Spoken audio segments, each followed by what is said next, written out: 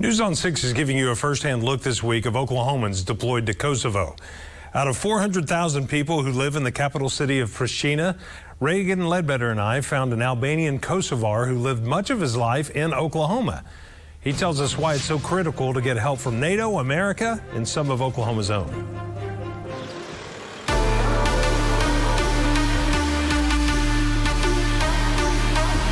As we meet Andi Bytyqi at one of Pristina's many cafes, he tells us about his time in Oklahoma that started as a high school exchange student and then college at UCO. Found a job, started working, created family. 28 years later, here we are. After those nearly 3 decades as an Oklahoman, the lure of family and familiarity now has him back in Kosovo. Are you an OU fan or an OSU fan? Oh man, you can do that. I'm an OU fan. He's also a huge fan of NATO and its peacekeeping presence in his home country.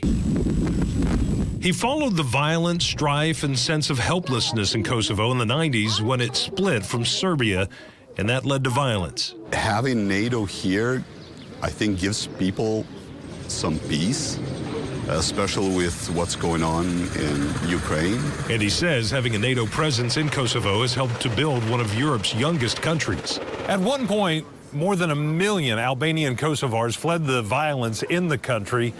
But over the years, thanks in large part to the efforts of NATO and its peacekeeping mission, that's changing, and more people are moving back and contributing to the country's economy. Kosovo is a developing country with an upper-middle income economy. It's experienced solid economic growth over the last decade.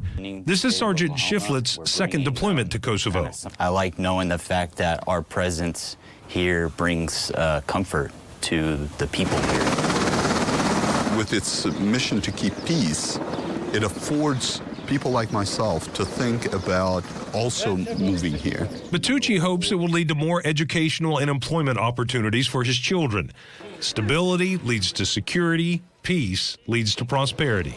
I was shocked to come here and see how much they want us here, and it's an honor to be here. They're doing the right thing, that by being here, they're preserving the peace in this part of Europe. Bytyqi is proud of his ties to Oklahoma and the role Oklahomans are playing internationally during their deployment.